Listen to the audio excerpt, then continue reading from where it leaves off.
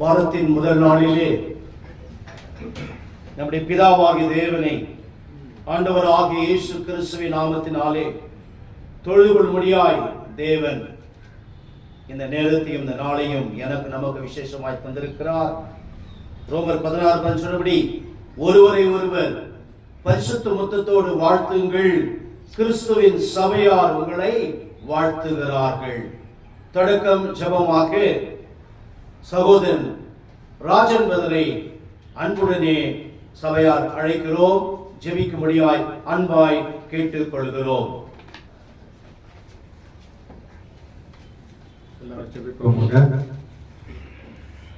பரலோகத்தில் இருக்கிற மகா பரிசுத்தம் உள்ள தேவனே, அப்பா, இந்த அருமையான காலை பொழுதுக்காக மக்கள் நன்றி. வாரத்தில் முதல் நாளா இருக்கிறோம் தகப்பனே, உங்களை நாங்கள் ஆராதிக்க வந்திருக்கிறோம் தகப்பனே. அப்பா நன்றி தகப்பனே. ஒவ்வொரு நாளும் உணவும் உடையும் கொடுத்து எங்களை பாதுகாத்து எங்களை வழிநடத்தி வருகிற தேவனே, தாய் தன் பிள்ளையை மறந்தாலும் நான் உன்னை மறப்பதில் என்று சொன்ன தேவனே, அப்பா உமக்கு நன்றி சோதரம் ஆண்டவரே. வருத்தப்பட்டு பார சுமக்கிறவர்களை என்னிடத்தில் வாருங்கள், நான் உனக்கு இளைப்பாறுதல் தருகிறேன் என்று சொன்ன தேவனே, அப்பா உமக்கு நன்றி. இஸ்ரவேலே பயப்படாது, நான் உன் தேவன், உன்னை பலப்படுத்துவேன், உனக்கு நான் சகாயம் செய்வேன் என்று சொன்ன தேவனே, தகப்பனே, இது மோசோடு இருந்தது போல யோசுவா உன்னோடு நான் இருப்பேன் என்று சொன்னவரே, அப்பா உம்முடைய ஒரே குமாரனை இந்த உலகத்துக்கு அனுப்பி எங்களோட பாவத்துக்கு சுமந்து 3ஆம் நாள் உயிர்த்தெழுந்து எழுப்பினீரே, அப்பா உமக்கு நன்றி சோதரம் ஆண்டவரே. தகப்பனே, இந்த தகப்பனை கூட்டத்தை நீங்க வழி நடத்தும்படி தகப்பனே ஆசீர்வதியும் பலப்படுத்தும்படி கர்த்தரும் ரட்சிகரமா இருக்கிற இயேசுவின் நாமத்தினால் ஜெபிக்கிறேன் நல்ல பிதாவே, ஆமென். உட்காரவுமாக. அருமையான சகோதரன் தேவனுடைய நாமத்தினாலே ஜெபித்ததற்காக அவருக்கு நன்றியும் வாழ்த்து சொல்ல நாங்கள் கடமைப்பட்டிருக்கிறோம். பாடலை பாடும்படியாய் தேவனது நாளிலே நமக்கு உதவி செய்திருக்கிறார். நாம் எல்லோரும் சேர்ந்து பாடும்படியாய் தேவன் என்னை அழைத்திருக்கிறார். பாடல் நம்பர் 40ஆம் பாடலை பாடுவோமாக.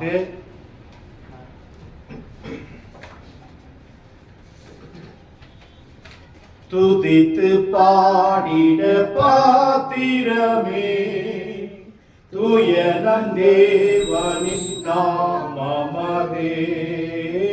துதித்து பாடிட பாத்திரமே, தூய நம் தேவனின் நாமமதே.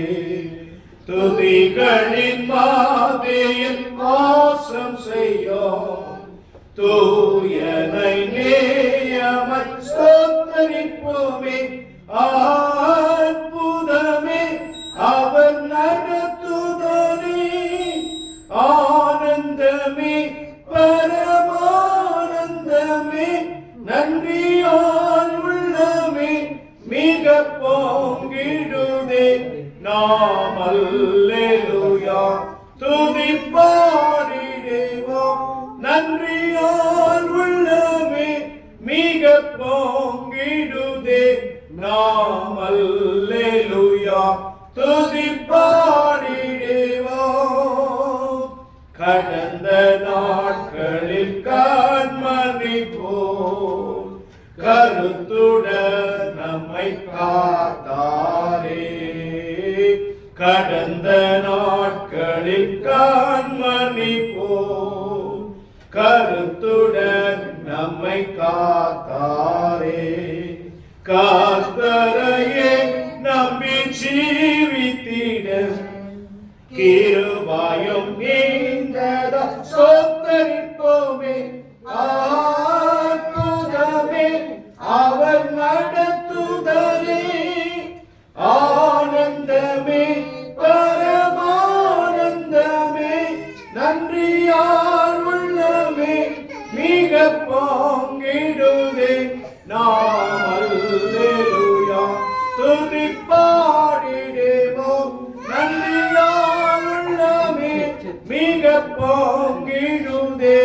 நாம் அல்லேலூயா துதி பாடிடுவோம். அக்கினி ஊடாய் நடந்தாலோ ஆழியின் தண்ணீரை கடந்தாலோ அக்கினி ஊடாய் நடந்தாலோ ஆழியின் தண்ணீரை கடந்தாலும் சோதனையோ மிக பெருகினாலும் ஜெயம் நமக்கேண்டட ஸ்தோத்தரிப்போமே. அற்புதமே அவர் நடத்துதலே, ஆனந்தமே பரமானந்தமே, நன்றியால் உள்ளமே மிக பொங்கிடுதே. நாம் அல்லேலூயா துதி பாடிடுவோம். நன்றியால் உள்ளமே மிக பொங்கிடுதே. நாம் அல்லேலூயா துதி பாடிடுவோம். இந்த வண்ணாந்திர யாத்திரையில் இன்பராம் தேவன் நம்மோடிருப்பார். இந்த வண்ணாந்திர யாத்திரையில் இன்பராம் தேவன் நம்மோடிருப்பார். போகையிலோ நாம் வருகையிலோ புகலிடமானந்த ஸ்தோத்தரிப்போமே. அற்புதமே அவர் நடத்துதலே, ஆனந்தமே பரமானந்தமே, நன்றியால் உள்ளமே மிக பொங்கிடுதே. நாம் அல்லேலூயா துதி பாடிடுவோம். நன்றியால் உள்ளமே மிக பொங்கிடுதே. நாம் அல்லேலூயா துதி பாடிடுவோம். வாஞ்சைகள் தீர்த்திட வந்திடுவார். வாரும் என்றே நாம் அழைத்திடுவோம். வாஞ்சைகள் தீர்த்திட வந்திடுவார். வாரும் என்றே நாம் அழைத்திடுவோம். வானத்திலே ஒன்று சேர்ந்திடும் நாள் விரைந்து நெருங்கிட ஸ்தோத்தரிப்போமே. அற்புதமே அவர் நடத்துதலே, ஆனந்தமே பரமானந்தமே, நன்றியால் உள்ளமே மிக பொங்கிடுதே. நாம் அல்லேலூயா துதி பாடிடுவோம். நன்றியால் உள்ளமே மிக பொங்கிடுதே. நாம் அல்லேலூயா துதி பாடிடுவோம். துதித்து பாடிட பாத்திரமே துயனம் தேவனின் நாமமதே. துதித்து பாடிட பாத்திரமே துயனம் தேவனின் நாமமதே. துதிகளின் மத்தியில் வாசம் செய்யும் தூயனை நேயம ஸ்தோத்தரிப்போமே. அற்புதமே அவர் நடத்துதலே, ஆனந்தமே பரமானந்தமே, நன்றியால் உள்ளமே மிக பொங்கிடுதே. நாம் அல்லேலூயா துதி பாடிடுவோம். நன்றியால் உள்ளமே மிக பொங்கிடுதே. நாம் அல்லேலூயா துதி பாடிடுவோம்.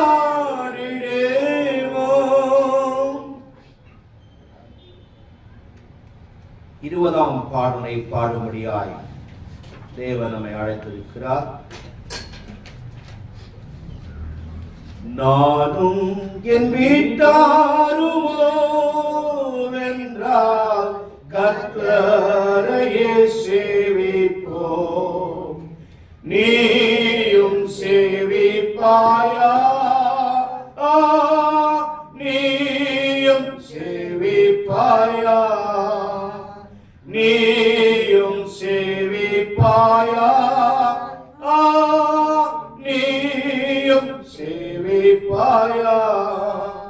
கர்த்தரையே சேவிப்பது ஆகாது என்று கண்டார்.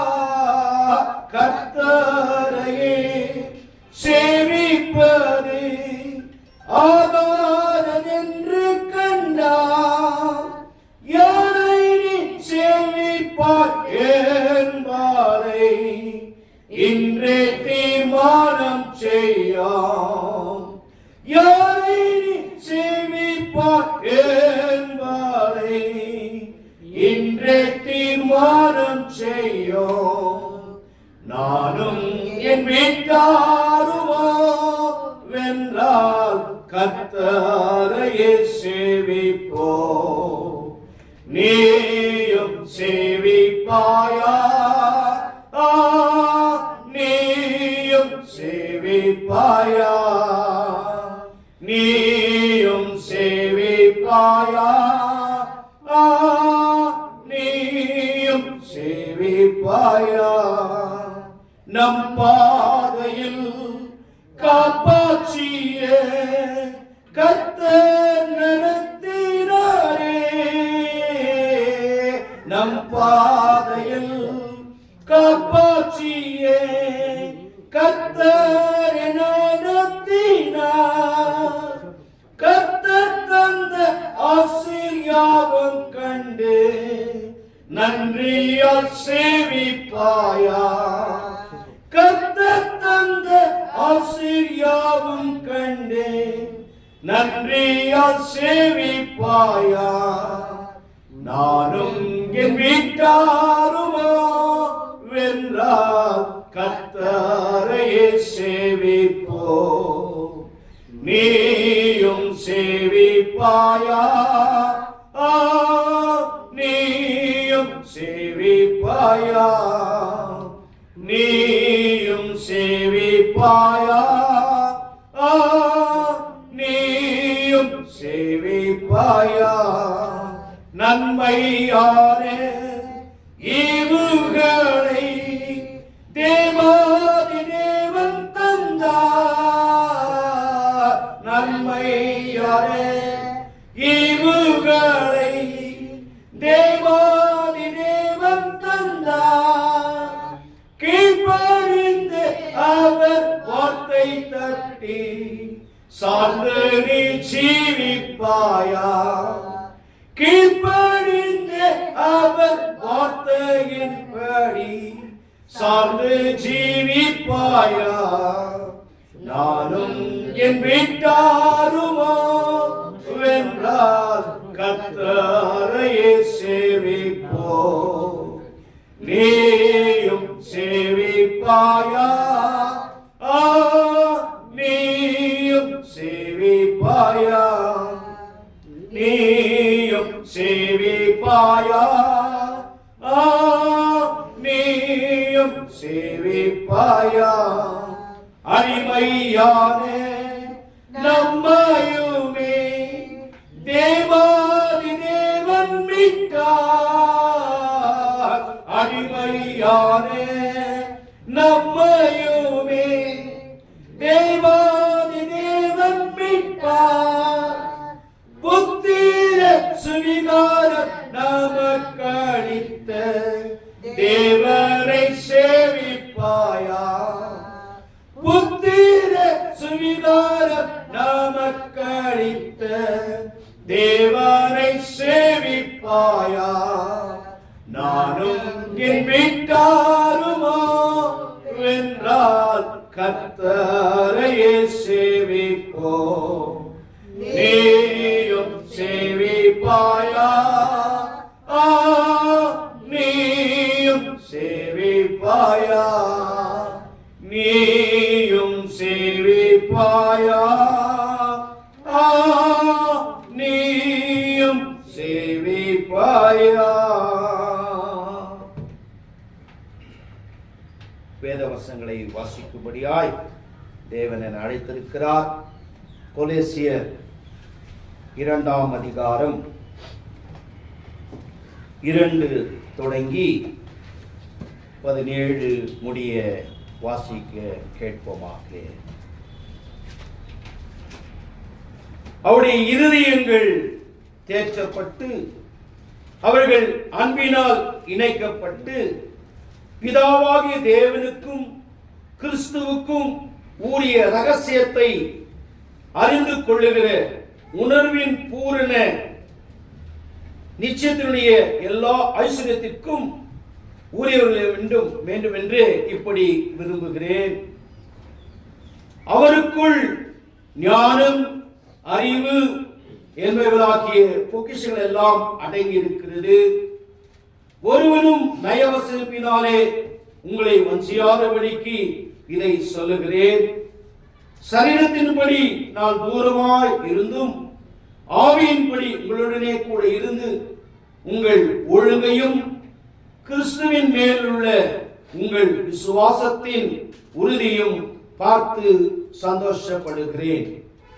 ஆகையால் நீங்கள் கர்த்தராகிய கிறிஸ்து இயேசுவை ஏற்றுக்கொண்டபடியே அவருக்குள் வேர் கொண்டவர்களாகவும் அவர் மேல் கட்டப்பட்டவர்களாகவும் அவருக்குள் நடந்து கொண்டு நீங்கள் போதிக்கப்பட்டபடியே விசுவாசத்தில் உறுதிப்பட்டு ஸ்தோத்திரத்தோடு அதிலே பெருகுவீர்களாக.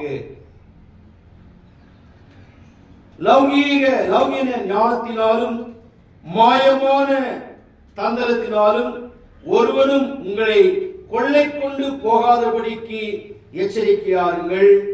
அது மனுஷர்களின் பாரம்பரியமும் நியாயத்தையும் உலக வழிபாடுகளையும் பற்றியதே அல்லாமல் கிறிஸ்துவை பற்றினது அல்ல. ஏனென்றால் தேவ தத்துவத்தின் பரிபூர்ணம் எல்லாம் சரீர பிரகாரமாக அவருக்குள் வாசமாயிருக்கிறது. மேலும் சகல துரைத்தனங்களுக்கும் அதிகாரங்களுக்கும் தலைவராயிருக்கிற அவருக்குள் நீங்கள் பரிபூர்ணமுள்ளவராய் இருக்கிறீர்கள். அல்லாமலும் நீங்கள் கிறிஸ்துவை பற்றும் விருத்தசேதத்தினாலே மாம்சத்துக்குரிய பாவ சரீரத்தை களைத்து விட்டதினால் கையால் செய்யப்படாத விருத்தசேதத்தை அவருக்குள் பெற்றீர்கள்.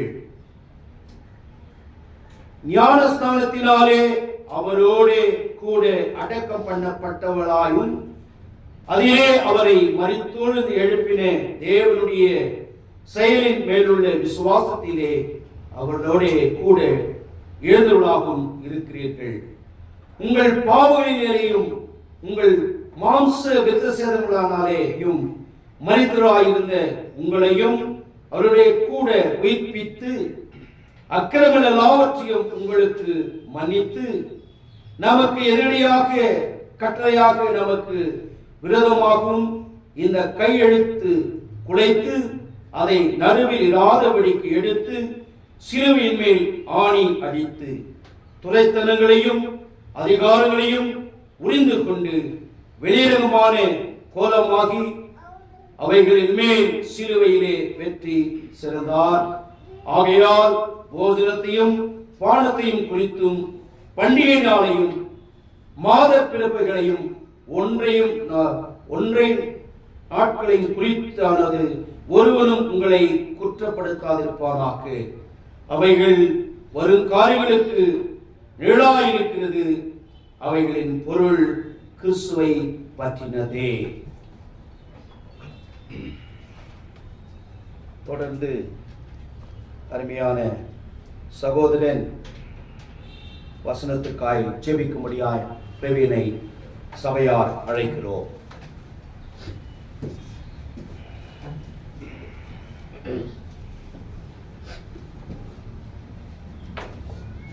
நாம் ஜெபிப்போம். மகா கிருபையுள்ள எங்கள் பரம பிதாவே, இதோ இந்த வாரத்தின் முதல் நாளிலே தேவ செய்தி கொடுத்திருக்கீங்க. இதை நம்ம ஏதோ தானமா கேட்டுக்கொள்ளாமல் ஆவியோடும் உண்மையோடும் கேட்டுக்கொண்டு மற்றவர்களுக்கு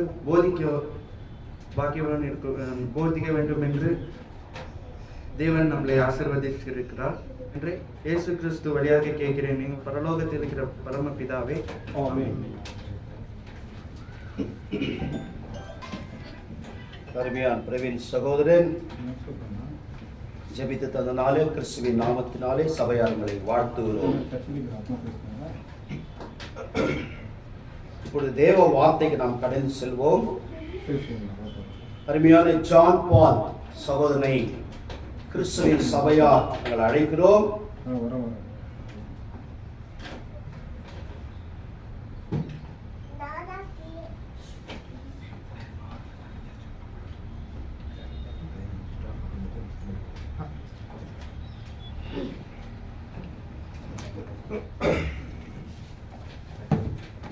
தேவனுடைய பரிசுத்த நாமத்திற்கு ஸ்தோத்திரம்.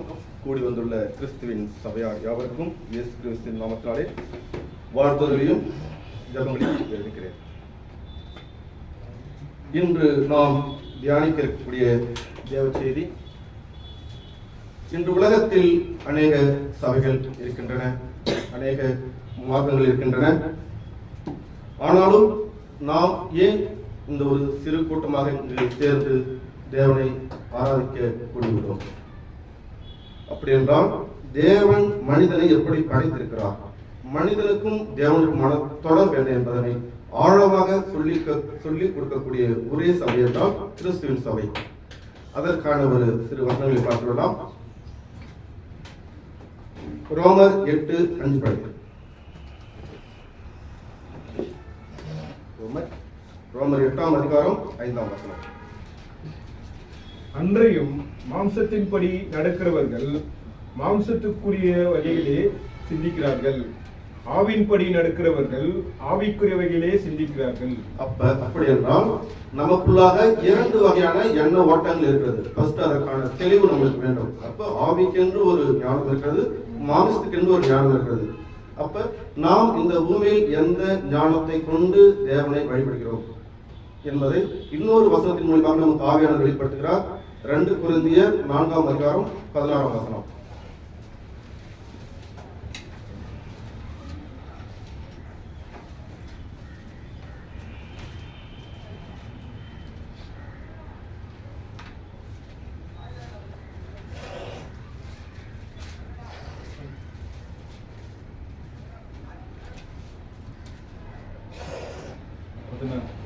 ஆனபடினாலே நாங்கள் சோர்ந்து போகிறதில்லை. எங்கள் புறம்பான மனுஷனானது அழிந்தும் உள்ளான மனுஷனானது நாளுக்கு நாள் புதிதாக்கப்படுகிறது. அப்படி என்றால் நம்மளுக்குள்ளாக 2 வகையான இயக்கங்கள் இருக்கிறது, உள்ளான மனிதன், புறம்பான மனிதன். இன்று எல்லோருமே தேவனை புறம்பான மனித அறிவை கொண்டே தேடுகின்றார்கள். உள்ளான அறிவு என்பது அடிப்படையே கிடையாது. ஏன் அவர்களுக்கு இல்லை? அதிலே சொல்கிறார் 2 கொரிந்தியர் 4ஆம் அதிகாரம் 4ஆம் வசனத்தை படிங்க. தேவனுடைய சாயலா இருக்கிற கிறிஸ்துவின் மகிமையான சுவிசேஷன் ஒளி அவிசுவாச பிரகாசமாக இராதபடிக்கு இப்பிரபஞ்சமான மனதை குருடாக்கி வைத்திருக்கிறார். அப்படி என்றால் தேவனை பற்றின அறிவு மனிதனுக்கு இருக்கக்கூடாது. அவனுடைய உள்ளான மனிதன் யார், புறம்பான மனிதன் யார், ஆவிக்குரிய சிந்தனை என்ன, மாமிச இதை பற்றிய அடிப்படை அறிவு யாரிடமும் இல்லை. எல்லாம் தேவனை தொழ வேண்டும். எல்லாம் இந்த உலகத்தில் 800 கோடி மக்கள் இருக்கிறார்கள் என்று நம்ம புள்ளிவிவரம் சொல்லுகிறது.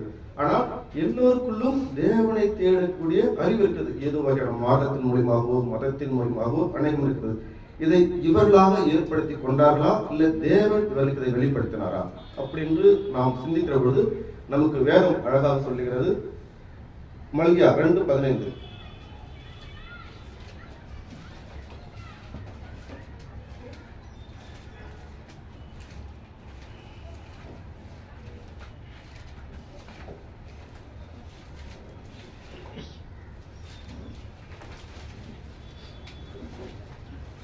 அவர் ஒருவரை அல்லவா படைத்தார், ஆவி அவரிடத்தில் பூர்ணமாய் இருந்ததே, பின்ன ஏன் ஒருவனை படைத்தார்? தேவ பக்தி உள்ள சந்ததியை பெருமுடிதானே.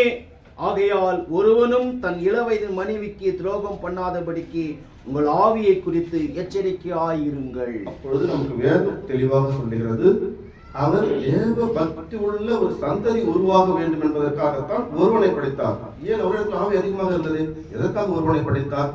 தேவ பக்தி உள்ள சந்ததி உருவாக வேண்டும். இதனாலதான் நாம் மலைவாசி மக்களை பார்க்கலாமா, அவர்களுக்கு இந்த வேதம் கொடுக்கப்படவில்லை.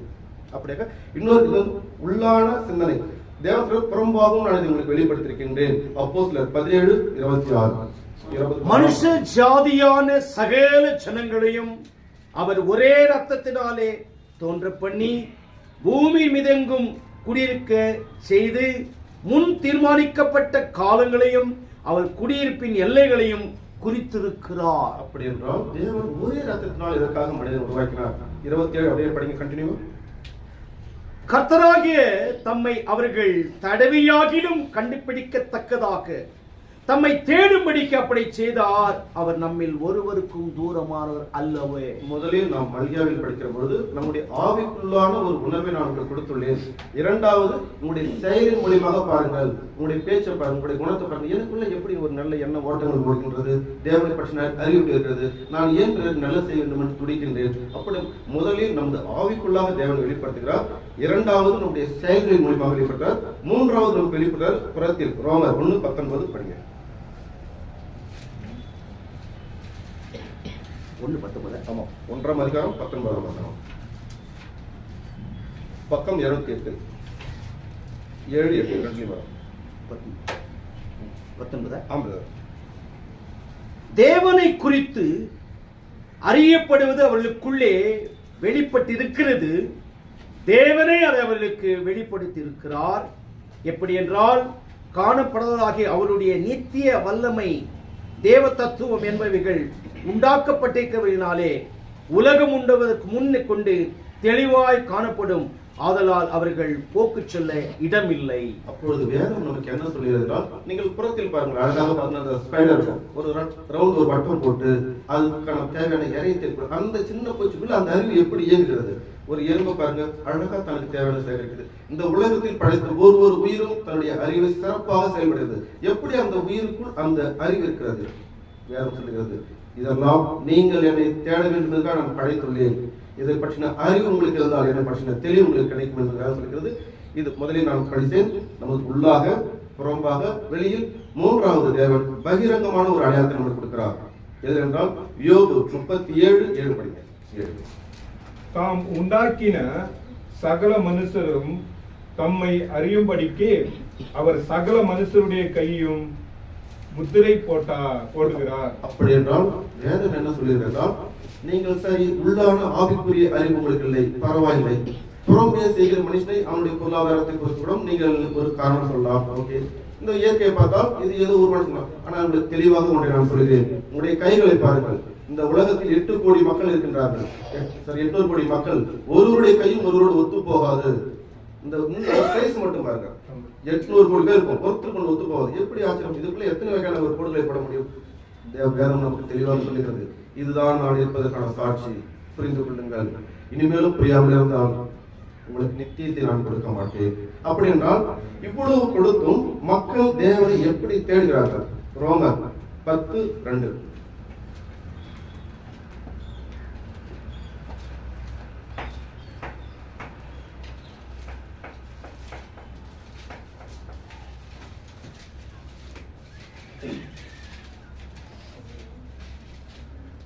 பக்கம் 118, 218. தேவனை பற்றி அவர்களுக்கு வைராக்கியம் உண்டென்று அவர்களை குறித்து சாட்சி சொல்லுகிறேன். ஆகிலும் அது அறிவிக்கேற்ற அது வைரக்கம் அல்ல. ஆமா, மனுஷனுக்கு எல்லாத்தையுமே வைரக்கம் இருக்குது. இன்னைக்கு இங்க பாத்தீங்கன்னாக்கா வேளாங்கண்ணி கடந்து போறாங்க, வேல் குத்துறாங்க, அநேக பண்றாங்கன்னா எல்லாருக்கும் ஒரு வைரக்கம் இருக்குது. கடவுளை நம்ம எப்படிதான் பிடிச்சுக்கணும், கடவுள் மூலியமா நம்ம எப்படிதான் இந்த உலகத்துக்கான ஆசீர்வாதத்தை பெற்றுக்கணும், எப்படிதான் நம்ம மோட்சத்துக்கு போயிடணும், சொர்க்கத்துக்கு போயிடணும், எல்லாரும் ஆசைப்படுறாங்க. ஆனா அது புத்திக்கேற்ற வைராக்கியமா? அல்ல, அல்ல. அப்படியே கண்டிப்பா 3வது படிங்க. எப்படி என்றால், அவர்கள் தேவ நீதியை அறியாமல் தங்கள் சுய நீதியை நிலைநிறுத்த தேடுகிறபடியால் தேவ நீதிக்கு கீழ்ப்படியாது இருக்கிறார். அப்ப என்னது சுய நீதியை நிலைநிறுத்துறோம்? எல்லாருமே தேவ நீதியை விட்டாங்க. தேவன் யார், அவரை பற்றின சிந்தனை என்ன, அவரை பற்றின அறிவு என்ன, வேதம் என்ன சொல்லுகிறது, இதை பற்றி எந்த கவலையும் இல்லை. எனக்கு தெரியும்பா, நான் நல்லா இருக்கிறேன், நான் உத்தமனா இருக்கிறேன், நான் பொய் சொன்னா திருடனா, பொய் சொல்லலை திருடவில்லை என்றால் நான் நீதிமான் என்று மனிதர் நினைக்கிறார்கள். இது அல்ல. தேவனை பற்றின அறிவு தெளிவாக இருக்க வேண்டும். இல்லாவற்றால் உங்களுடைய எல்லாமே வீணாகும். அப்ப சுய நீதி என்றால் என்ன, சுய நீதியின் மூலமாக எப்படி தேடுகிறார் என்று வேதம் சொல்லுகிறது. அப்படின்னு போலாம். கொலோசியர் 2:8. லௌகீக ஞானத்தினாலும் மாயமான தந்திரத்தினாலும் ஒருவன் உங்களை கொள்ளை கொண்டு போகாதபடிக்கு எச்சரிக்கையாருங்கள்.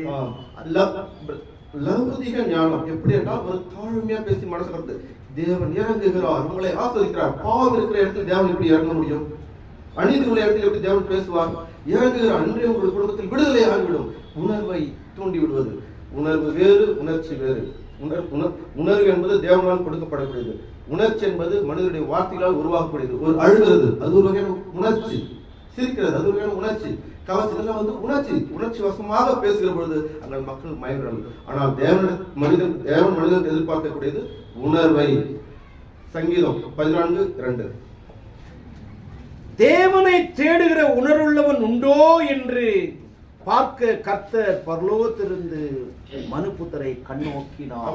மனிதனிடத்தில் தேவனுடைய எதிர்பார்ப்பு ஒன்றே ஒன்று, உணர்வு. ஆனால் இங்கு நாம் தேவனை வழிபடுகிற முறையும் உணர்ச்சி வசப்பட்டு அழுகிறது. ஒரு ஊழியக்காரர் ஜெபம் பண்ணும்போது இறங்குகிறார், வருகிறார், பிரசனம் மத்தியில் உலாவுகிறார் என்று அழுகிற போது மக்கள் உணர்ச்சி வசப்படுகிறார்கள். நம்ம கூட ஒரு சீரியல் பார்க்கறாங்க, எமோஷன் ஆகும். ஒரு பேய் படத்தை பார்த்தா எமோஷன் ஆகும். அந்த மாதிரி இந்த எமோஷனுக்குள்ள மக்களை கடத்துகிறார்கள்.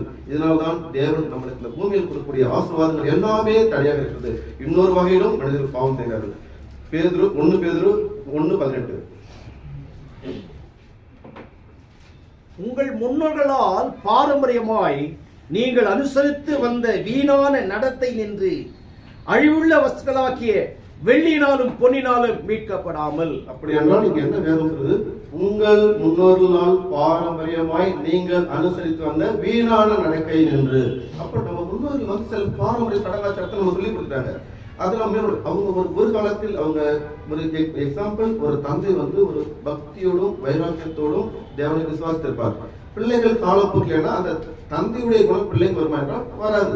காலப்போக்கில் அப்படின்னா அந்த உலக சார்ந்த அறிவுக்குள்ள இருக்கும். அப்ப காலப்போக்கில் எல்லாமே சடங்காச்சாரங்களாக மாறுகிறது அப்படின்னு சொல்றாரு. இதே கொலோசியர் 2:19 மிக அழகாக பிரியாவின் வெளிப்படுத்துவார். மாயமான தாழ்மையினாலும் தேவத்துழுக்கு செய்யும் ஆராதனையிலும் விருப்பம் முற்று காணாதவைகளாலே துணிவாய் நுழைந்து தன் மாம்ச சிந்தையினாலே வீணாய் இருமாப்பு கொண்டிருக்கிற எவனும் உங்கள் பந்தய பொருளை நீங்கள் இழந்து போகாதபடி உங்களை வஞ்சியாதிருப்பீர்கள். வேதம் அழகாக சொல்லுகிறது, மாமிச சிந்தையில் மாயமான தாழ்மையிலும் தேவத்துவனுக்கு செய்யும் ஆராதனையிலும் விருப்பமுற்று காணாதவர்களில் துணிவாய் நுழைந்து தன் மாம்ச சிந்தையினாலே வீணாய் இருமாப்பு கொண்டிருக்கிற எவனும் உங்கள் பந்தய பொருளை நீங்கள் இழந்து போகும்படி உங்களை வஞ்சியாதிருப்பார்கள். 3 ஆழமா பாருங்க.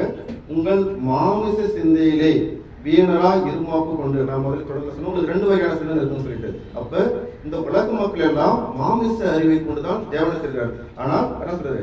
வீணர் காணாதவர்களில் துணிகரமாய் நுழைந்து சர்வத்தையும் படைத்த தேவன், சர்வத்துக்கும் அதிபதி அவர். அவரை பற்றின எந்த அறிவும் கிடையாது, எந்த ஞானமும் இல்லை, எந்த தெளிவும் இல்லை. ஆனாலும் நாங்கள் சபையை நடத்துகிறோம், சபைக்கு செல்லுகிறோம், தேவனை வழிபடுகின்ற இந்த குருட்டுத்தனமான முறையினால்தான் தேவனுக்கு நமக்கு மிகப்பெரிய பிளவு இருக்கிறது. இதனால்தான் இந்த பூமியில் சமாதானமற்ற வாழ்க்கை. ஏன் வாரம் சபைக்கு போகிறார்கள், எல்லா வகையான அந்த முறைமையும் கையாளுகிறார்கள், பத்தி எடுப்பது, காணிப்பது. ஆனாலும் ஏன் அவருடைய வாழ்க்கையில் சமாதானம் இல்லை? மாமிச சிந்தையில் தேவனை தெரிகிறார்கள். இதுதான் இயேசு கிறிஸ்து அழகாக சொல்லுவார். மத்தேயு 15:6. உங்கள் பாரம்பரியத்தினாலே தேவனுடைய கற்பனை அவமாக்குகிறீர்கள். நம்முடைய பாரம்பரியத்தினால தேவனுடைய கற்பனை அவமாக்குகிறோம். சர்வத்தையும் படைத்த தேவன் எப்படியாப்பட்ட ஒரு ஞானி, சர்வ வல்லவர். நம்ம எல்லாத்துக்கும் ஒரு காரணம்.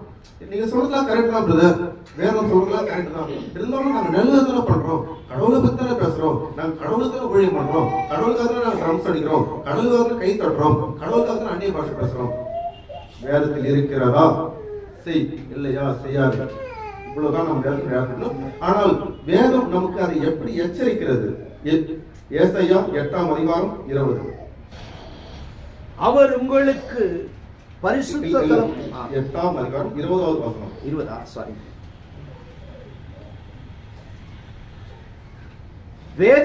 வேதத்தையும் சாட்சி ஆகமத்தையும் கவனிக்க வேண்டும்.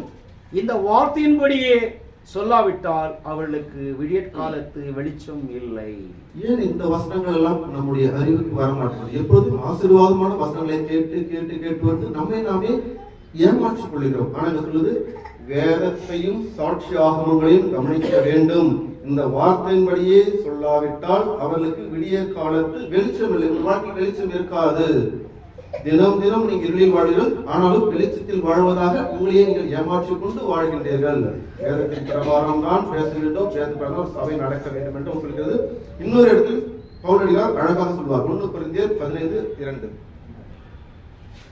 நான் உங்களுக்கு பிரசங்கித்த பிரகாரமாய் நீங்கள் அதை கை கொண்டிருந்தால் அதனாலே ரட்சிக்கப்படுவீர்கள், மற்றபடி உங்கள் விசுவாசம் விருதாவாயிருக்குமே. ஆவியானவர் அழகாக சொல்கிறார், நான் உங்களுக்கு பிரசங்கிக்கிற பிரகாரமாய் நீங்கள் அதை கை கொண்டால் அதனாலே உங்கள் ரட்சிக்கப்படுவீர்கள், மற்றபடி உங்களுடைய விசுவாசம் விருதாவாயிருக்கும். இருக்கிறது அல்லவா? வேதப்படுகிறோம், படிக்கிறோமா? பவுலடியார் எப்படி ஒரு முறைமையாக இருக்கிறார், ஒரு சபை எப்படி நடக்க வேண்டும், தேவனை எப்படி நீங்கள் தொழுது கொள்ள வேண்டும், வேதத்தை எப்படி ஆராய்ந்து படிக்க வேண்டும், எல்லாம் வேதம் சொல்லுகிறது. அதைதான் திரும்பவும் தீமோத்தேயுக்கு எழுதும்போது சொல்லுவார். 2 தீமோத்தேயு 2:5 மேலும் ஒருவன் மல்யுத்தம் பண்ணினாலும் சட்டத்தின் பணம் பண்ணாவிட்டால் முடிசூட்டப்படான். அப்ப உலகத்திற்கு எல்லாவற்றுக்கும் ஒரு வரைமுறை இருக்குது, ஒரு சட்ட திட்டங்கள் இருக்குது. இப்போ ராணுவத்துக்கு போனா ஒரு குறைந்தபட்ச ஒரு காலகட்டம் பயிற்சி எடுக்க வேண்டும்.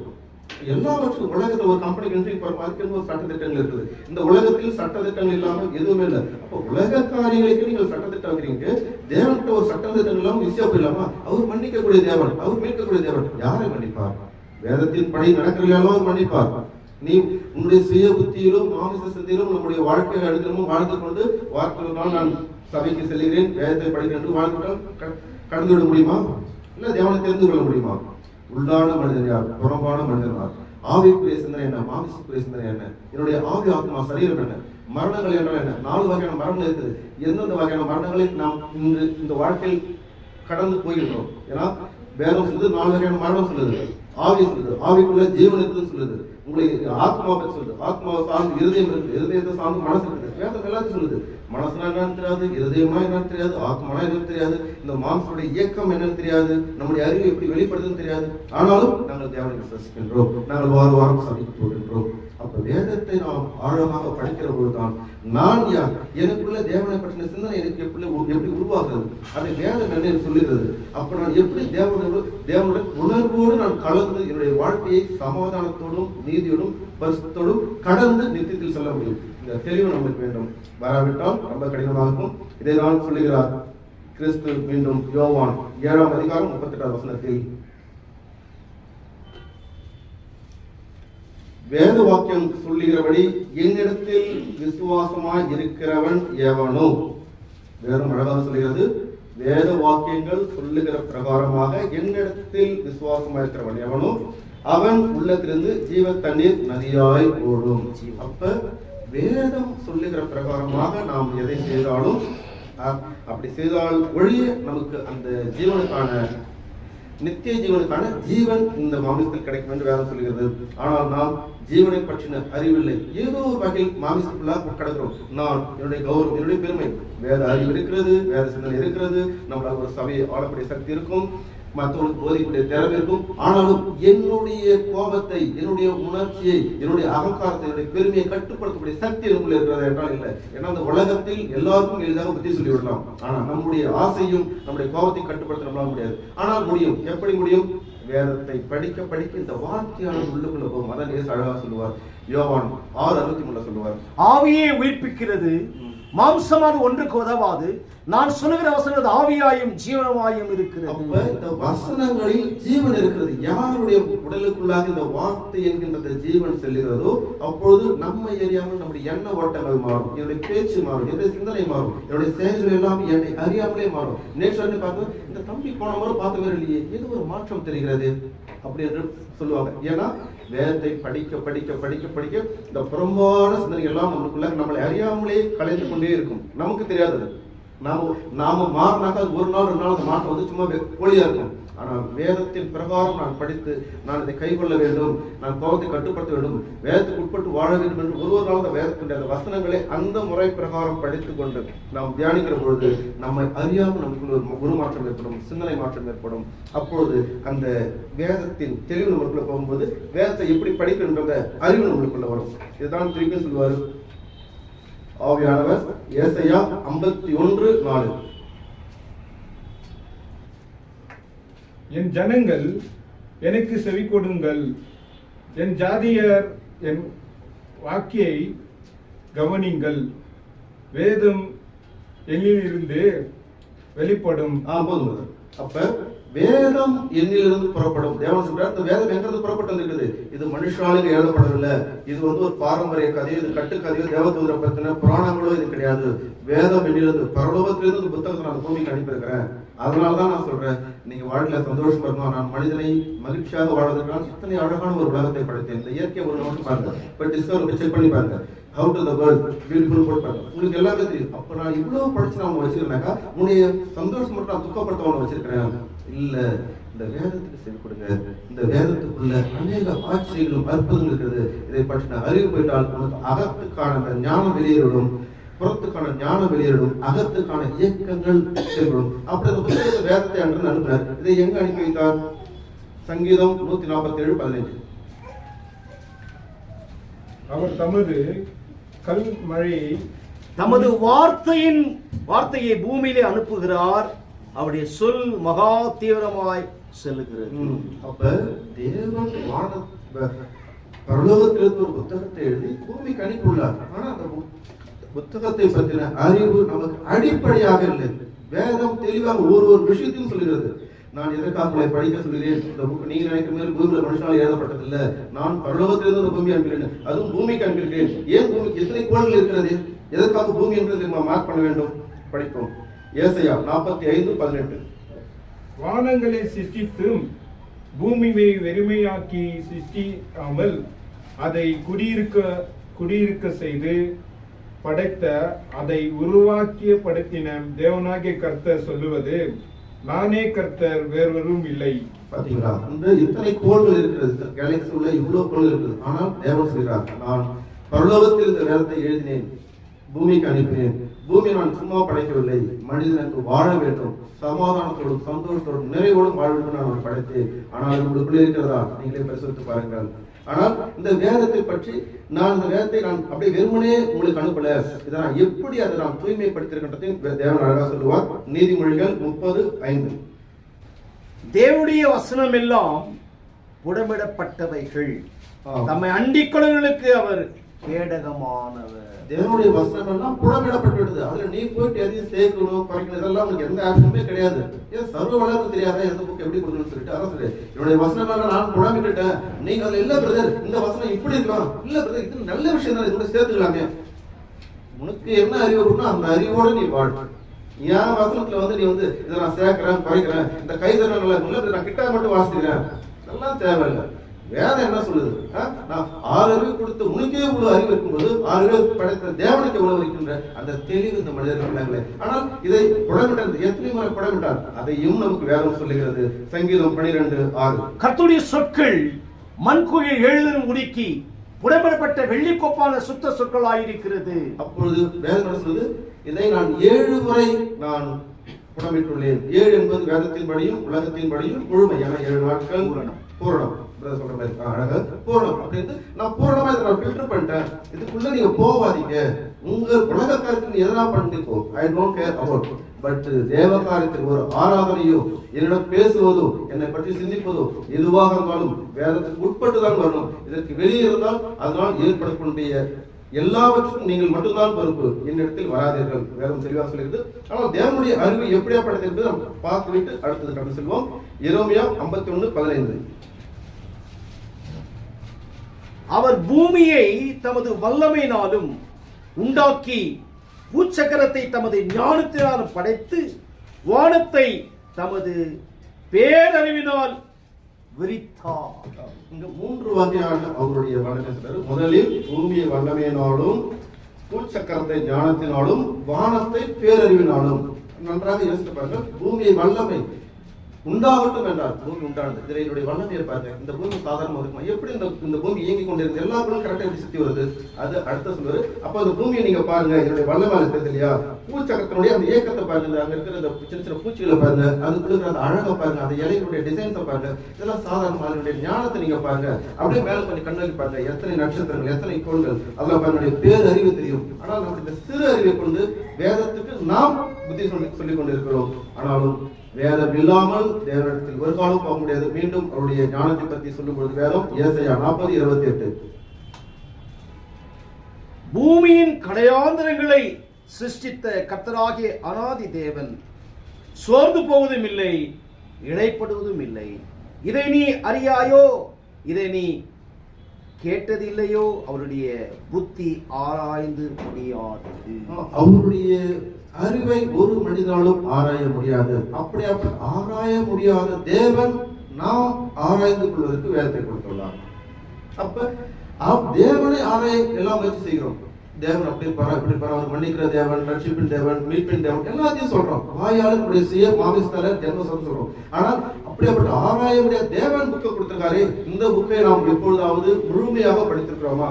வேத ஞானத்தை கொண்டு என் அக ஞானத்தோடும் இதை படித்திருக்கிறோமா என்று கேட்டால் கொஞ்சம் கடினம் தான். இதே இன்னொரு இடத்துல சொல்வார். ஏசாயா 40:13-14 படிங்க. கர்த்தருடைய ஆவி ஆள விட்டு அவருக்கு ஆலோசனைக்காரனாக இருந்து அவருக்கு போதித்தவன் யார்? தமக்கு அறிவை உணர்த்தும், தம்மை நியாய வழியிலே உபதேசிக்கவும், தமது ஞானத்தை கற்றுக்கொள்ளவும், தமக்கு விவேகத்தின் வழியை அறிவிக்கவும் அவர் யாரோடு ஆலோசனை பண்ணினார்? வேதம் நமக்கு அழகாக சொல்லுகிறது. அவருக்கு ஆலோசனை என்று எதுவும் இல்லை. அவரே ஆலோசனையின் தேவன்.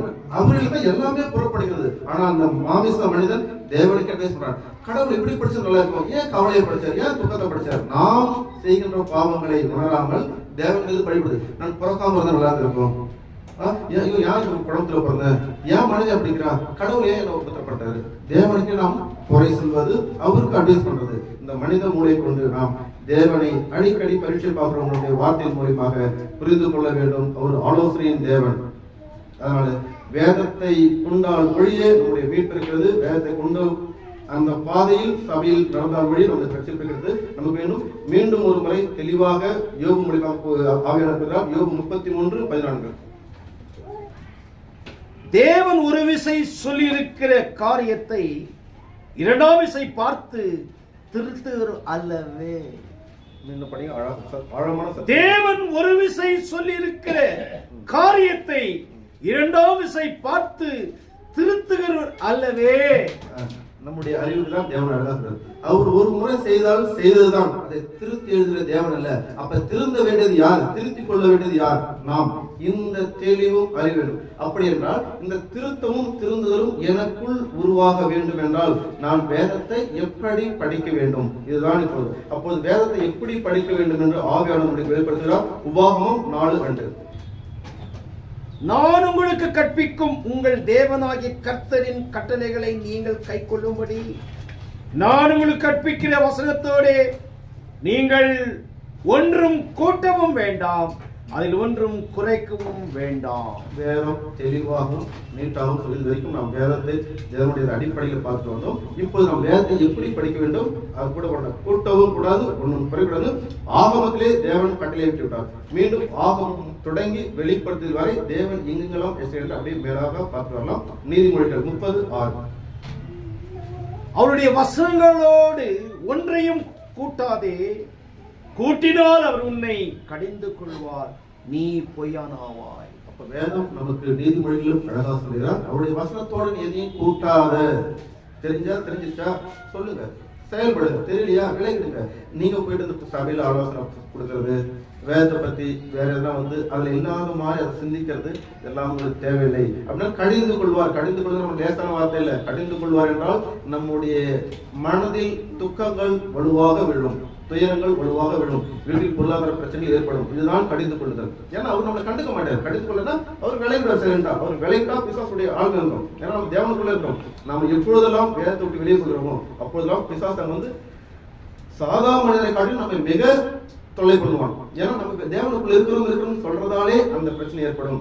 இன்னொரு இடத்துல சொல்றாரு, ஏசாயா 34:16, கர்த்தருடைய புஸ்தகத்தை தேடி வாசியுங்கள், இவைகள் ஒன்றும் குறையாது, இவைகள் ஒன்றும் ஜோடியில்லாதது. அவருடைய வாய் அவை சொல்லிட்டு அவருடைய ஆவி அவைகளை சேர்க்கும். கர்த்தருடைய புஸ்தகத்தில் தேடி வாசியுங்கள். தேடி வாசிங்க, தெரியாத தேடி கத்துக்க. நான் அந்த ஊழியக்காரனா போய் கத்துக்குவேன், அந்த பாஸ்டர் கத்துக்குவேன். ஒரு 13 வருஷம் சாமியார் பேசுறதுக்காக அவருக்கு தெரியாத உங்களுக்கு தெரியும். கர்த்தருடைய புஸ்தகத்தில் தேடி வாசி, அவ்வளவுதான் உங்களுக்கு. இதை தாண்டி யோசிக்காத. ஏன்னா இந்த புஸ்தகத்தை கொடுத்தவர் சர்வ வல்லவர், சர்வத்தையும் சிருஷ்டித்தவர். அந்த அறிவு இருக்கட்டும். எந்த விஷயத்தையும் யாரோட பகிர்வதற்கு முன்பாக முதலில் தெரிவிக்கணும், நான் வேதத்தில் தேடி பார்ப்பேன். ஏனென்றால் இந்த சகலத்தையும் படைத்த தேவன் இந்த புத்தகத்தை கொடுத்த உணர்வு வேணும். அதைதான் மீண்டும் மத்தியில இயேசு சொல்வார், 5:37 சொல்லுவார், உள்ளதை உள்ளதென்றும் இல்லது இல்லது சொல்லுங்கள், இது மிஞ்சினால் தீமையினால் முடியும் என்று. அவ்வளவுதான், எளிமையா பேசணும். நாம ஒரு விஷயத்துக்கும் மாஸ்டர் பிளான் போட்டுக்கிட்டு அது அப்படி இது அப்படி நம்ம தான் உலகத்திலே 10-15 அறிவு வச்சுக்கிறது அநேக யோசனை இருக்கு சாமி விஷயத்திலும் தேவ விஷயத்திலும். ஆனால் கிறிஸ்து அழகாக சொல்கிறார், உள்ளதை உள்ளதென்றும் இல்லது இல்லது சொல்லு, இதுக்கு தீமையினால் மிஞ்சினால் எல்லாம் தீமையினால் உண்டாயிருக்கும். நீ மிஞ்சி பேசியா, நீ நினைச்சுக்க உனக்குள்ள பிசாசான இயங்கிக் கொண்டிருக்கிறான். எந்த இடத்துக்குமே அந்த தெளிவு உங்களுக்கு இருக்கணும். ஆமாவா, ஆமா பிரதர், இல்லையா பிரதர், இல்ல தெரியலன்னு சொல்லிட்டு போயிடு. அது ஒண்ணு வெற்றி கிடையாது. ஐயோ நான் கௌரவத்துக்காக நான் இதெல்லாம் சமாளிக்கணுமே, பிசாசு கேடு கொடுப்பேன். நாளைக்கு வீட்டுல போனே இல்லாத ஒவ்வொருத்தப்பல இந்த உள்ள வைப்பான். ஐயோ ஏன்னு தெரியல, நேற்று நல்லா இருந்தேன், உடனே சோதிச்சு பார்க்கணும். வேதம் சொன்ன பிரகாரம் நான் என் வாழ்க்கையை இயக்குகின்றேன் அப்படின்னு சொல்லும். அதே மாதிரி பவுலடிகாரும் அழகாக சொல்லுவார், 1 கொரிந்தியர் 4:6, சகோதரரே எழுதப்பட்டது என்ன வேண்டாம் என்று நீ எங்களாலே கற்றுக்கொள்ளவும். எளிமையாக சொல்கிறார் பவுலர், எழுதப்பட்டதற்கு மீது நீங்க எண்ணாதீங்க, என்ன வேண்டாம் என்று நீங்கள் எங்களாலே கற்றுக்கொள்ளவும், ஒருவனும் ஒருவன் நிமித்தம் மற்றவனுக்கு விரோதமாய் இருமாப்படையவும், நான் உங்களின் நிமித்தம் என்னையும் அப்போஸ்தலரையும் சிஷ்டாந்தமாக வைத்து இவைகளை எழுதினேன். அப்போ வேதம் நமக்கு அழகா சொல்லுது, எழுதப்பட்டதுக்கு மீது நீங்க எண்ணாதீங்க. நீங்க எண்ணினாக்கா உங்களுக்குள்ள மாமிச சிந்தனை செயல்பட ஆரம்பித்துவிடும். மாமிசம் எப்போது செயல்படுதோ அப்ப கிறிஸ்தவனுடைய செயல்பாடுகள் குறைந்துவிடும், அவர் வெளியேறி விடுவார். அதனால நாம் எப்போது வேதம் படித்தாலும் இந்த அடிப்படை அறிவுகளை கொண்டுதான் வேதத்தை படிக்க வேண்டும். ஆம் என்றால் ஆம் என்றும், இல்லை என்றால் இல்லதென்றும் எழுதப்பட்டதுக்கு என்ன வேண்டாம். அதோடு வெளிப்படுத்தல் நேரடியாக செல்வோம். வெளிப்படுத்தல் 22:18. இந்த புஸ்தகத்தில் உள்ள தீர்க்கதரிசன வசனங்களை கேட்டு யாவருக்கும் நான் சாட்சியாக எச்சரிக்கிறது அது ஒருவன் இவைகளை எதை ஆகிலும் கூட்டாமலும் இதை புத்தகத்தில் உள்ள எழுதியிருக்கிற வசனத்தை தேவன் எழுதியிருக்கிற வாதைகளை தேவன் அவன் மேல் கூட்டுவார்.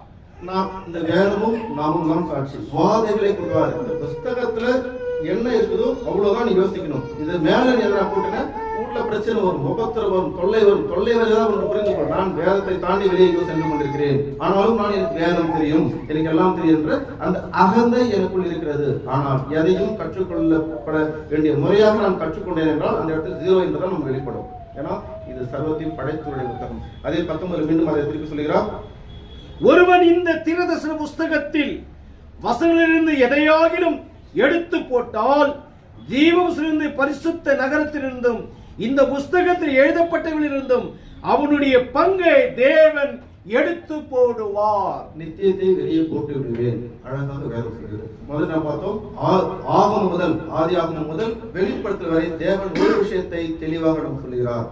வேதத்தின் கூட தான் நீங்கள் பயணம் செய்யணும். இது கூட கூட்டக்கூடாது, குறைக்கக்கூடாது. ஆனாலும் இன்று நாம் தியானித்திருக்கிறோம், தேவன் தம்மை எப்படி வெளிப்படுத்துகிறார், 4 வகையாக வெளிப்படுத்துகிறார்.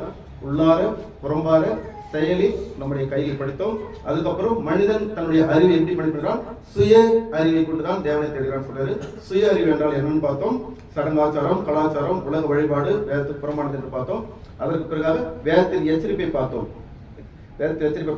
அதுக்கு அடுத்தபடியாக தேவனுடைய அறிவை பார்த்தோம். அடுத்தது வேதத்தை எப்படி படிக்கணும் பல வகையில் நாம் இன்று தியானித்துள்ளோம். இன்று தியானித்த வசனங்கள் நம்மை விட்டு வெளியேறாதபடிக்கு இதை இந்த வாரம் முழுவதும் தியானிகள். வேதம் எப்படி சொல்லியிருக்குது, நான் இனிமேல் எப்படி வேதத்தை படிக்கப் போகிறேன், பிறரோடு எப்படி நான் இதை உரையாடப் போகின்றேன் என்ற அந்த ஞானத்தை தேவன் நமக்கு கொடுக்க வேண்டும். ஒரு சிறு ஜெபம் செய்வோம், கண்களை மூடுவோம்.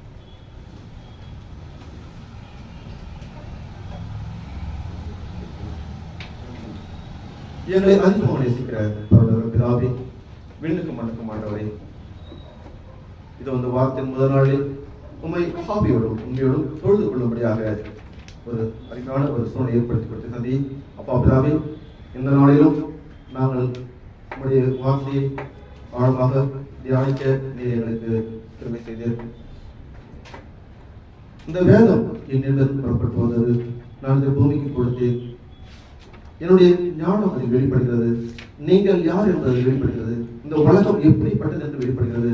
நீங்கள் துக்கப்படுவதற்கும் கவலைப்படுவதற்கும் என்ன காரணம் என்பது அது சொல்லுகிறது. நீங்கள் சமாதானத்தோடும் சத்தியத்தோடும் சாந்தத்தோடும் வாழ எதை கைகொள்ள வேண்டும் என்று அது சொல்லுகிறது. அதை எப்படி முறையாக படிக்க வேண்டும் என்ற ஞானத்தை கொடுத்திருக்கிறது.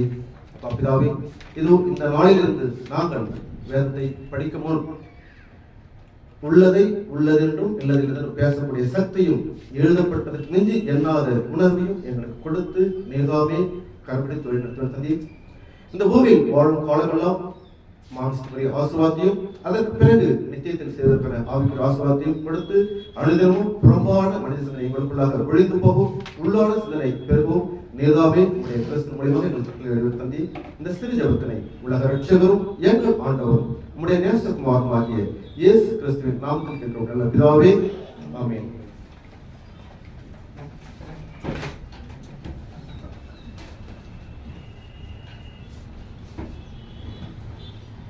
உட்காருவோமாக. அருமையான ஜான் பால் சகோதரர் வசனத்தை கொண்டு தேவனுடைய வார்த்தையை நமக்கு தெளிவாய் சொன்னார். 1 பேதுரு 4:11 சொல்லுது, ஒருவன் போதித்தால் தேவனுடைய வாக்கின்படி போதிக்கிறவன், ஒருவன் உதவி செய்தால் தேவன் தந்தரும் பலத்தின்படி செய்ய கடவன். எல்லாவற்றிலும் இயேசு கிறிஸ்து மூலமாய் தேவன் மகிமைப்படும்படியாய் செய்வையாக்க.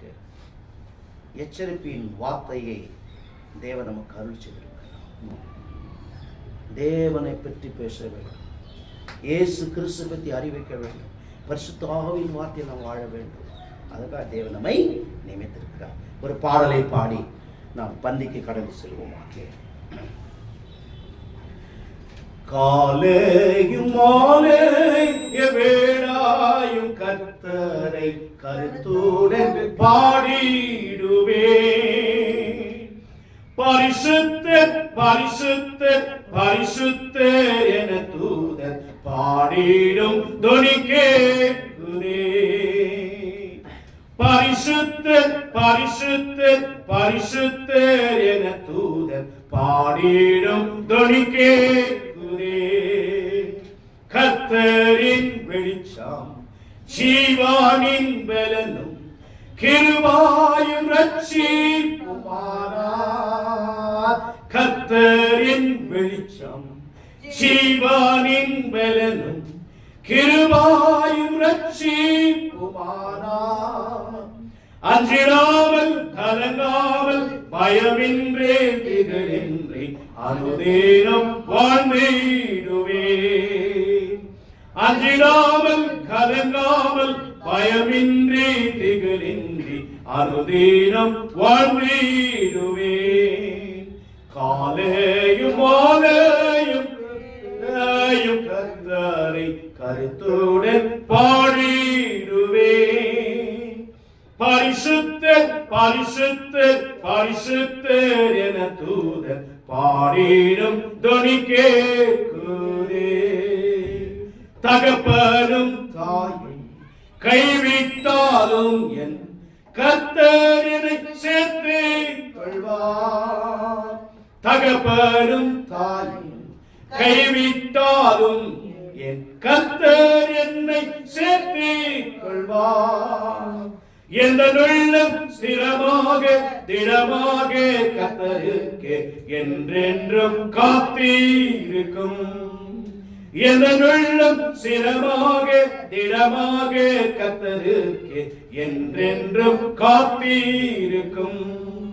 காலையும் மாலையும் வேளாயும் கர்த்தரை கருத்துடன் பாடிடுவேன்.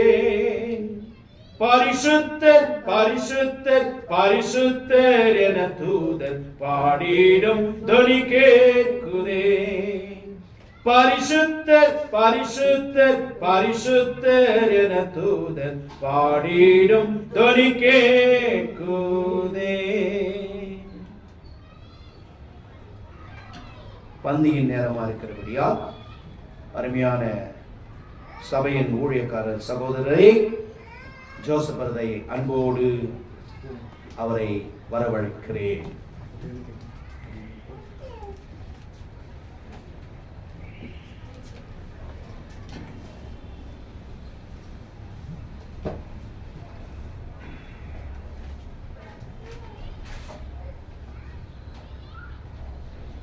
தேவனுடைய பிள்ளைகள் உங்கள் யாவருக்கும் நம் ஆண்டவரும் இரட்சகரும் மீட்பருமா இருக்கிற இயேசு கிறிஸ்து நாமத்திலே வாழ்த்துக்களை தெரிவித்துக் கொள்கிறேன். தேவனுடைய சத்தியத்தை என்னதென்று நாம் அறிந்தோம். விசுவாசம் அவருடைய வார்த்தைகளை கொண்டு அவருடைய மீட்பின் திட்டத்தை நமக்கு சத்தியத்தின்படி நன்றாக எடுத்திருந்தார். சபையின் சார்பாக ஜான் பால் சகோதரருக்கு வாழ்த்துக்களை தெரிவித்துக் கொள்கிறேன். நம்ம கர்த்தரின் பந்திக்குள்ளாக கடந்து செல்வோம். வாரத்தின் முதல் நாள்ல நமக்காக கிறிஸ்து அநேக பாடுகளின் மூலியமாக நம்மள அந்த நித்திய ஜீவன் கொண்டு போகும்படி அவருடைய அந்த தியாகத்தின் நினைவை கொண்டு நம்ம கடந்து செல்லுவோம். 1 பேதுரு 4ஆம் அதிகாரம் 1 வசனம் வாசிக்க கேட்போம். 1 பேதுரு 4ஆம் அதிகாரம் 1வது வசனம் வாசிக்க கேட்போம்.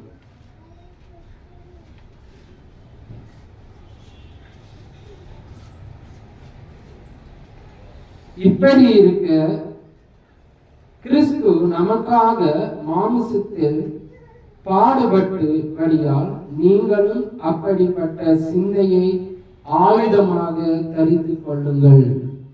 எப்படியாக இருக்க வேண்டும் என்றால், மனுஷன் எத்தனையோ பாவங்கள் செய்கிறான். அவன் இந்த பூமியில் வாழும்போது அவனுடைய வாழ்க்கையில மீட்பு இல்லை என்று விசனப்படுகிறான், கவலையா இருக்கிறான். ஆனால் எல்லாவற்றையும் தேவன் அவருடைய குமாரனை அனுப்பி அந்த பாடுகளிலிருந்து விடுதலை செய்து அந்த மனிதனுக்கு நித்திய ஜீவன் கிடைக்க வேண்டும் என்று கிறிஸ்துவை இப்படியாக நமக்கு மாம்சத்தில் இந்த பூமிக்கு அனுப்பினார். அவருடைய அந்த மரண கட்டுகளிலிருந்து அவர் எப்படி விடுதலை பெற்றாரோ அப்படியாக நாம் பாவத்திலிருந்து விடுதலை பெற்று பரிசுத்த தேவனிடத்தில் ஐக்கியமாகும்படி நாம் ஒவ்வொருவரும் இங்கே அழைக்கப்பட்டிருக்கிறோம். தேவன் தாமே நம் அனைவரையும் ஆசீர்வதித்து வழி நடத்துவாராக. நம்ம கர்த்தரின் பந்திக்குள்ளாக செல்லலாம்.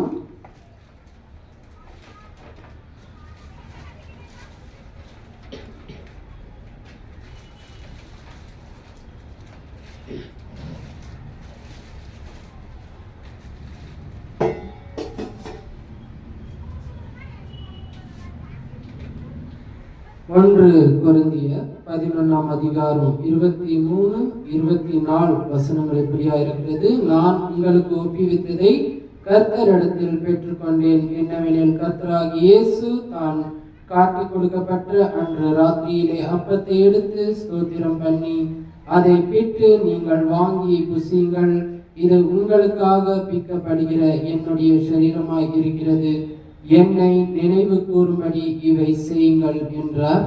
அப்படியே செய்வோம். அனைவரும் எழுந்து நின்று இந்த பந்தியிலே பங்கு பெறுவோம்.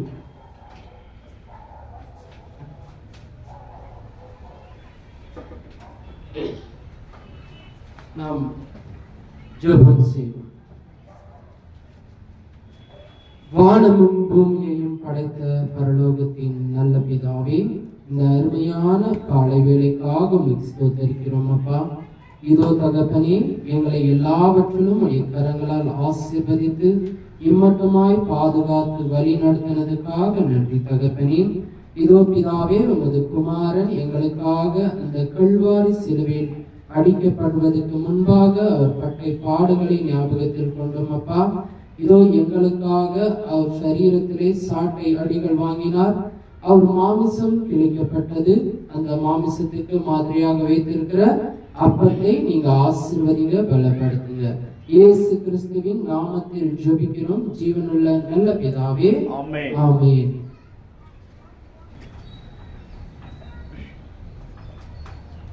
அதை 1 கொரிந்தியர் 11ஆம் அதிகாரம் 25வது வசனத்தை நாம் தியானிப்போம். போஜனம் பண்ணிய பின்பு அவர் அந்தபடியே பாத்திரத்தை எடுத்து, இந்த பாத்திரம் என் இரத்தத்தினால் ஆகிய புதிய உடன்படிக்கையாய் இருக்கிறது. நீங்கள் இதை பானம் பண்ணும் போதெல்லாம் என்னை நினைவு கூறும்படி இதை செய்யுங்கள் என்றார். திராட்சரசத்துக்காக இம்மானுவேல் சகோதரி ஜெபிக்கும்படி கேட்டுக்கொள்ளப்படுகிறது.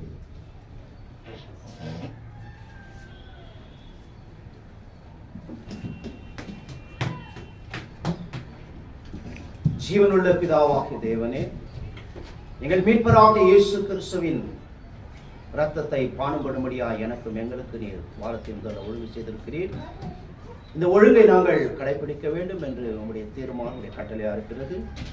அதில் நாங்கள் பயத்தோடு பக்தியோடு தேவனுடைய சிந்தையோடு இதை நாங்கள் பாடுபடும்படியாய் உதவி செய்யும். சிலர் வியாதியாக இருக்கிறார்கள், சிலர் பலவீனப்பட்டு இருக்கிறார்கள், சிலர் மரித்து இருக்கிறார்கள். பயத்தோடும் உண்மையோடும் உத்தமத்தோடு நாங்கள் சபையிலே பங்கு பெறும்படியாய் கிறிஸ்துவின் சரீரத்தை புசிக்க முடியாது உதவி செய்தீர். கிறிஸ்துவின் ரத்தத்தை பாடும்படியாக உதவி செய்திருக்கிறார். எல்லாம் இயேசு கிறிஸ்துவின் நாமத்தினாலே பிதாவை தேவன் மகிமைப்படும்படியாய் எங்கள் ரட்சகராக இயேசு கிறிஸ்து நாமத்தினாலே வேண்டிக் கொள்கிறோம், எங்கள் பரலோகத்தின் நல்ல பிதாவே.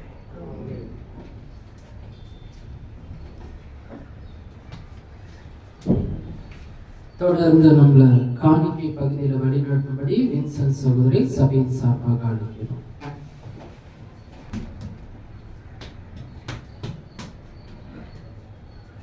இயேசு கிறிஸ்துவின் நாமத்தினால உங்களை வாழ்த்துக்கள் தெரிவிக்கிறோம். இப்பொழுது நம்ம காணிக்கைக்காக நம்ம ஒரு வசனத்தை தியானிப்போம். அவனவன் விசிரமமாயும் அல்ல கட்டாயமாயும் அல்ல, தன் மனதிலேயே நியமித்தபடியே கொடுக்கப்படுவான். உற்சாகமாய் கொடுக்கிற விதத்தில் தேவன் பிரியமாக இருக்கிறார். ஸோ நம்ம காணிக்கை கொடுக்கும்போது எப்படி கொடுக்கணும்னா, நம்ம வந்துட்டு மன விருப்பத்தை உற்சாகமாக நம்ம கொடுக்கணும்.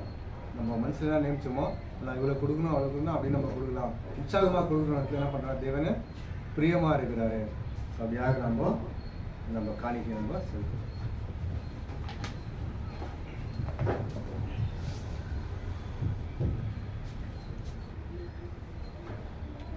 நம்ம ஜெபம் செய்வோம். அன்பின் பரலோகத்தில் இருக்கிற பிதாவே, இந்த வாரத்தின் முதலாவது நாளில் உங்களுடைய வசனத்தின் பிரகாரம் நாம் கூடி உங்களுடைய வசனத்தை தியானித்தோம் தேவனே. அதுக்காக உங்களுக்கு நன்றி செலுத்துகிறோம். இதோ தேவனே பா, இந்த நேரத்தில் இந்த காணிக்கையாக ஜெபிக்கிறோம்.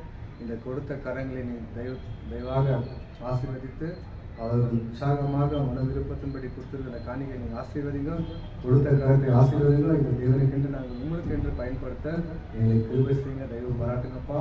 இதை கொடுத்த இந்த கிருபைக்காக நன்றி சொல்லி இந்த அன்பின் ரட்சகர் இயேசு கிறிஸ்து உங்கள் நாமத்தினாலே ஜெபிக்கிறோம் எங்கள் ஜீவன் நல்ல பிதாவே, ஆமென்.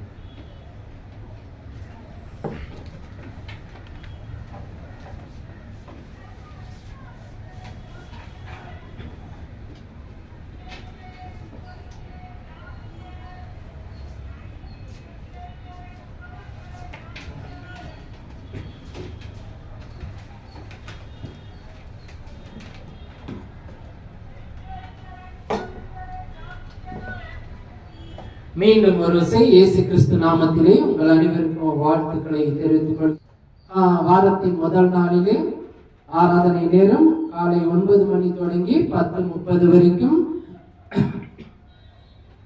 அனைவரும் பரிபூர்ணமாக ஆராதனையில பங்கு பெற்று தேவனை மகிமைப்படுத்துவோம். நம்ம நிறைவான ஜெபத்துல வழிநடத்தும்படி ஜான் பால் பிரதரை சபையின் சார்பாக அழைக்கிறோம்.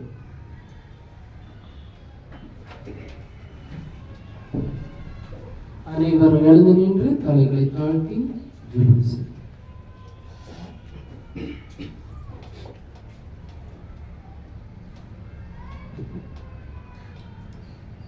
எங்களை அதிகமாக நேசிக்கிற அவருடைய பிதாவே, இது இந்த வாரத்தின் முதல் நாளிலே உம்மை ஆவியோடும் உண்மையோடும் தொழுது கொள்ளும்படியாக நீர் ஏற்படுத்தி கொடுத்த இந்த சூழலுக்காகவும் இந்த நேரத்திற்காகவும் முதலாவது உனக்கு நன்றி சொல்லும் தந்தையே. அப்பா பிதாவே, உம்முடைய வேதம் இப்படியாக சொல்லுகிறது, உலகமெல்லாம் தனது ஆதாயமாக்கிக் கொண்டாலும் தன் ஆத்மாவை இழந்து போனாலும் அவனுக்கு என்ன லாபம்? அப்பா பிதாவே, எங்களுடைய ஆத்ம ரட்சிப்புக்கான இந்த ஆராதனை எங்களை இந்த உலகத்தில் வாழும் காலமெல்லாம் சமாதானத்தோடும் ஆரோக்கியத்தோடும் ஐஸ்வர்யத்தோடும் நீர் மனிதனை உண்டாக்கிய போது அவனுக்கு காக ஏற்படுத்தியிருந்த அனைத்து ஆசீர்வாதங்களையும் பெற்று பூரணமாக இந்த பூமியிலே நாங்கள் வாழ்வதற்கான ஆசீர்வாதத்தை கொடுங்கப்பா. அந்தபடியாக இந்த வாழ்க்கையின் அடிப்படை என்ன என்பதை புரிந்து கொள்ளக்கூடிய சக்தியை உங்களுடைய வேத மூலியமாக புரிந்து கொள்ளக்கூடிய ஆற்றலையும் கொடுங்கப்பா.